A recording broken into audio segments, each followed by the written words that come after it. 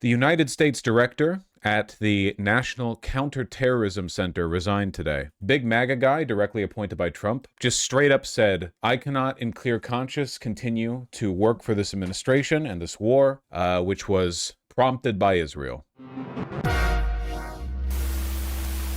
Can't in good conscience support the ongoing war in Iran. Iran posed no imminent threat to our nation, and it is clear we started this war due to pressure from Israel and its powerful American lobby. It's been an honor serving under the POTUS, blah, blah, blah. Right. Did we win yet? Well, it's not good if you're fighting kind of like a prolonged war on terror, and the head of your counterterrorism, agency says, I feel like we're doing this for Israel, I support the values and foreign policies you campaigned on in 2016, 2020, 2024, which you enacted in your first term. Until June of 2025, you understood the wars in the Middle East were a trap that robbed America of precious lives and our patriots and depleted the wealth and prosperity of our nation.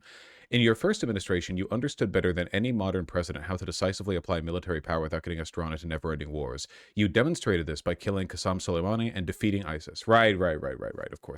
Of course, obviously. As one does.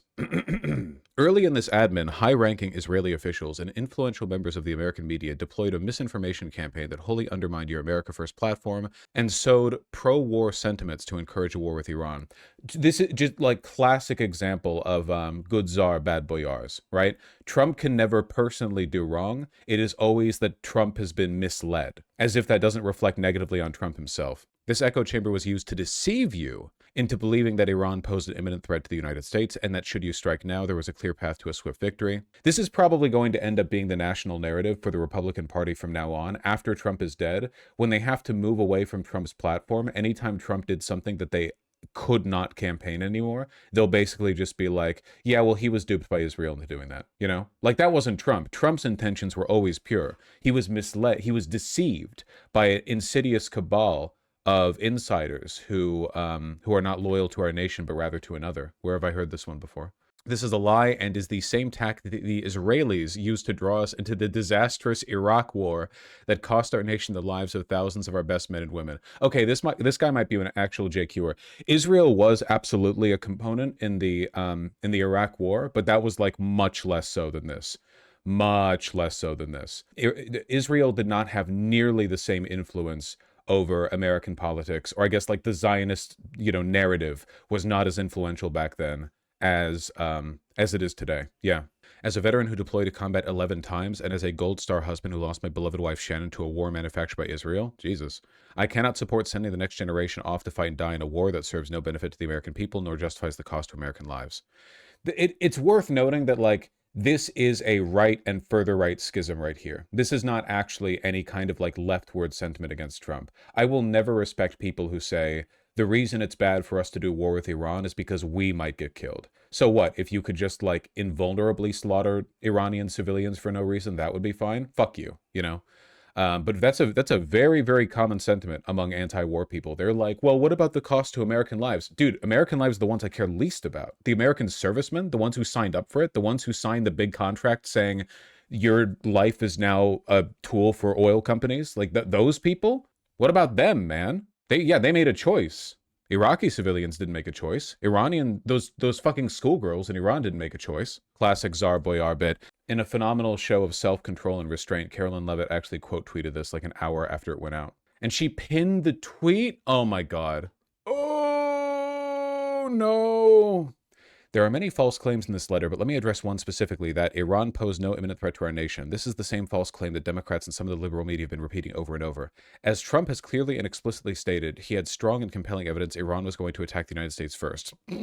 Yeah, I thought she was smart. I think she used to act smarter, but it kind of feels like she doesn't have a plan for fleeing the sinking ship, which makes sense because she's the press secretary. It's really, really tough to distance yourself from the behavior of the president when it's your job to be a spokesman. Iran is the world's leading state sponsor of terrorism. The Iranian regime is evil, blah, blah, blah, blah, blah. This is like standard. It's neocon dreck, right? Because that's what we've defaulted to justify this conflict. It's the exact same shit you would have heard from Bush or from anyone, really. The commander-in-chief determines what does and does not constitute a threat because he is the one constitutionally empowered to do so, and the American people went to the ballot box and entrusted him and him alone to make final judgments. Comes across as like incredibly insecure that in your quote tweet of the resigning director of counterterrorism, you're trying to like continue to pitch the idea that regardless of whether or not Trump is right, he's able to. He's not. I mean, this is all illegal, but you're making a lot of cases at once. You know what I mean? You're not just arguing with Joe Kent over here. You're arguing with like everyone all at once, which is a really bad position. You've opened multiple fronts, you know? I've seen this play out in battles before. It doesn't work out very well. You want to fight one front at a time. Neocon would be an improvement over this? Maybe. Well, a neocon might do this more, like, effectively. If we had a Bush type in office, he probably would have, you know, considered the possibility that Iran might close the Strait of Hormuz. So if anything, I'm glad Trump's in office over a neocon, because a neocon might do a better job of inflicting American, like, hard power on, you know, on the rest of the world. Rubio's a neocon? Rubio is a neocon, but Rubio's not the main guy making the shots over here with Iran, you know? He was Venezuela. He will be Cuba. Essentially arguing the head of the National Counterterrorism Center doesn't have good intel. Yeah, I know this isn't really a good way of determining who's right or who's wrong, but the fact that Carolyn Levitt right now has 35K likes, 18K comments, and Joe Kent has 500,000 likes, 50K comments is pretty telling. This is not only like the left signal boosting. There is a lot of friction within MAGA. I know we talk about how MAGA is a cult, and that's true, but keep in mind that whenever you guys see polling about how Trump has like 91% approval among MAGA, remember that pollsters distinguish MAGA and Republican, and they do this because those pollsters are pro-Trump. This is a pro-Trump sentiment. The myth that Trump remains like invulnerable within his core demographic only remains the case because they keep shrinking his core demographic. They'll say, among MAGA Republicans, Trump's war is super popular. Okay, what about like all Republicans? Why are we only, like, that doesn't make any sense. Like, every leader is 100% popular if you're only asking people who specifically define themselves as belonging to the movement the leader represents. It'd be like trying to say that, you know, Mamdani has 100% popularity with New Yorkers if you only ask DSA members. Like, okay. I kind of figure, for one, actually, wait, hold on. That would be very surprising given the tendency for DSA to infight. But you understand the point. It doesn't prove your point. Director of National Counterterrorism, Joe Kent, he just resigned today. He said he can't support your conflict with Iran. What's your reaction to that? And did you? Well, I read his statement. I always thought he was a nice guy, but I always thought he was weak on security, very weak on security. I didn't know him well, but I thought Trump appointed him. He seemed like a pretty nice guy. But when I read his statement, I realized that it's a good thing that he's out, because he said that Iran was not a threat. Iran was a threat. Every country realized what a threat Iran was. The question is whether or not they wanted to do something about it. And many people, many of the greatest military scholars are saying for years that presidents should have taken out Iran because they wanted a nuclear weapon. They were, if we didn't do the attack, or if I'll go a step. The key that Joe Kent, I guess, failed to acknowledge here is that the Israelis and Mossad agents like Lindsey Graham flattered Trump, whereas Joe Kent was not. You know, you can get Trump to believe literally anything as long as you flatter him. Get your face pressed against the Western Wall a couple of times, you know, give him a little kippah, make him feel special. He'll say whatever. Joe Kent should have done his own disinformation campaign. Further, if I didn't terminate the Iran nuclear Bosch and Trump matching colors. Yeah, I wonder why that is. Deal given to us, one of the worst deals ever made by Barack Hussein Obama. Remember when they sent Boeing 757s over there, loaded with cash, hundreds of millions of dollars? You would have been very happy. This was a wonderful. They sent hundreds of millions. People forget that. Does anybody remember? Right? You remember. Hundreds of millions of... From Ken Johnson 3947 in YouTube chat. I just learned I live in District 9 in Chicago. Got a dip to vote for Kat. If Kat loses by one vote, I'm remembering your name. Just keep that in mind. Dollars in a Boeing 757. I think they had two of them loaded. They took the seats out and they put cash. And it was so much that there wasn't a bank in Virginia, Maryland, or D.C. that had any money left. They stripped them of all their money, put it into place, sent it to Iran, almost as ransom. That's not going to happen with Trump. And nobody ever did anything about it. Nobody ever said anything about it. Can you imagine if I did that? So they've been a threat for a long time. But they've really been a threat. If I didn't terminate Obama's horrible deal that he made, the Iran nuclear deal, you would have had a nuclear war 4 years ago. Is Trump Irish? No, I think he's German, right? I think he's German. Isn't that where the Trump thing came from John Oliver? Or Dutch? Is Trump Dutch? German and Scottish. Scottish. Okay, gotcha. He's obscenely German. I mean, he gives the vibe. Yeah, he does.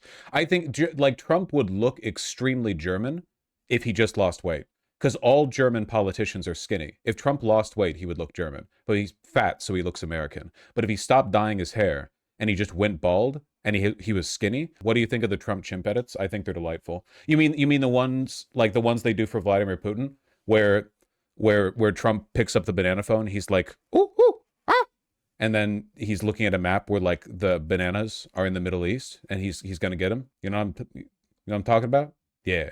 You would have had nuclear holocaust, and you would have had it Oh, that escalated. again if we didn't bomb the site. So when somebody is working with us that says they didn't think Iran was a threat, we don't want those people because, and there are some people, I guess I would say that, but they're not smart people or they're not savvy people. Great stuff. So I'm just going to take a guess here, and I could be wrong. I think that Trump did not know who Joe Kent was, because he was asked, his top counterterrorism director resigned, and he had 2 words on it, and then he just went back into the weave. I think that if he remembered who Joe Kent was, he would have made like directed attacks against Joe Kent. Like he would have specifically insulted him rather than just like, oh, I thought he was weak, move on. You know, I think he forgot. There's no way he remembers everyone in his administration. He's so out of it. It's funny, Joe Kent is also like an incredible, at once a very memorable and a very forgettable name. For one, it's like, I get it, Superman. But on the other hand, it doesn't even sound real. It's just like, I mean, it's like a comic name, you know? We just learned, get this, the director of the National... He definitely would have made fun of Joe's dead wife if he remembered. He'd be like, actually, I prefer my top counterterrorism security officials to have alive wives, thank you. He'd do something like that. That's true. Counterterrorism Center, Joe Kent, has just announced he's resigning. CNN national security reporter Zachary Cohn is joining us right now. Zachary, what more can you tell us about this dramatic development? Yeah, Wolf, this appears to be a significant resignation at the senior-most levels of the Trump intelligence community. This is Joe Kent. Dude, I just realized I actually have a tie made in Ireland. Joe Kent says he believes that this is started because of pressure from Israel and its American lobby. I'm wondering, General, what you think about the last, one of the last lines here. He says, CNN, guarantee you, CNN, deeply Zionist organization, not going to address that point at all. All they're going to say is, well, he said that. They're not going to engage with it at all. You can reverse course and chart a new path for our nation, or you can allow us to slip further toward decline and chaos. You hold the cards. I'm wondering, at this point, several weeks into this war, you have Iran saying that the Strait of Hormuz will never go back to the conditions where it was before. How do you chart a new course? He needs to cut his losses, that being President Trump. He needs to cut his losses and shut this down as quick as he possibly can. That would be the best thing at this solution. You know, I'm not sure if he's got the capability, the wherewithal to actually do that politically. But, I mean, this is not going well, and it's going to get worse. And bully for Mr. Joe Kent for having the political courage to stand up for what he believes. I'm fucking 1 million years old. Bully for, I love the gumption he showed by, I won't talk about why he did it. You know, this is a guy that's a big-time MAGA supporter, has always been, very much like Marjorie Taylor Greene, who you had on your show yesterday. Mm-hmm. I mean, these are significant resignations from the MAGA world, and people need to take note. And I hope that this leads to the resignation of other members of the administration, because he is absolutely spot on target. This is not in the best interest. I'm just going to skip ahead and see if any of these fucking talking heads touch on the Israel bit.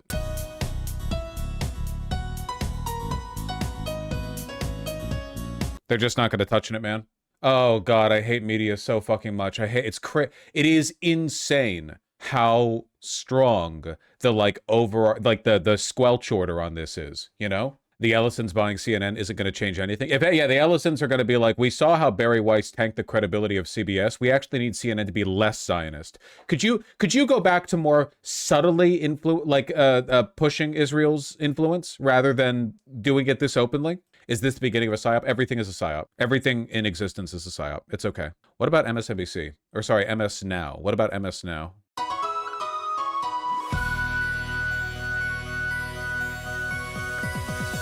Trump officials have said, look, this is a joint operation with Israel. They are hand in glove. They are together with the same strategic objectives here. Totally value neutral coverage of the information until we get to the claim that Israel pushed America into this war, which is a factually correct claim. It's not even remotely conspiratorial. We have confirmations from many sources showing that Israel pushed America into this conflict, like admissions from Trump, from Mike Johnson, like on every level. But that's a highly controversial statement, a huge statement. Yep, and that's it. That's the only mention. That's the only mention. That's it. Oh, hold on. Is my cynicism about to be countered? Probably expect Joe Kent to be on Tucker Carlson soon. Oh, no, never mind. Sorry. My bad. I saw a little snippet that looked like they were acknowledging the fact that this is true and everyone knows it's true. Never mind. Oh, the fact that everyone knows that Israel pushed us into this war. Oh, I bet he's going to go on that neo-Nazis podcast soon, which he might, to be fair. Oh my God, man. Our media is so fucked. So fucked. Jesus Christ. Yeah, he probably will go on Tucker. I'm not suggesting that Joe Kent is like a principled anti-Zionist. He's probably an anti-Semite, but, still. Jesus Christ. Forbes quoted Israel and Jared Moskowitz did not say anything about that. What do you mean? Publicly saying, and I'm quoting him now, Iran posed no imminent threat to our nation, and it is clear that we started this war due to pressure from Israel from CNN, not and its Forbes. powerful American lobby. How do you respond to that? Well, I don't care what Joe Kent says, right? Democrats opposed Joe Kent getting that position. He was confirmed by the Senate. He may have been confirmed by the Senate. He wasn't confirmed by Democrats. He was confirmed by Republicans, okay? This is a guy who went on Nazi sympathizer podcasts.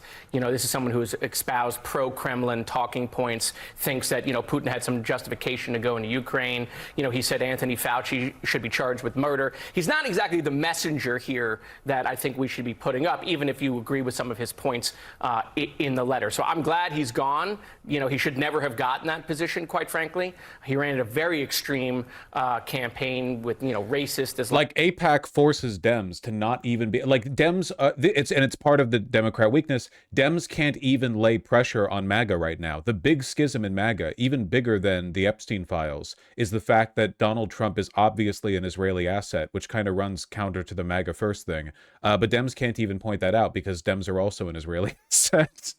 Oh my God. It is depressing. All right, let me cut this off.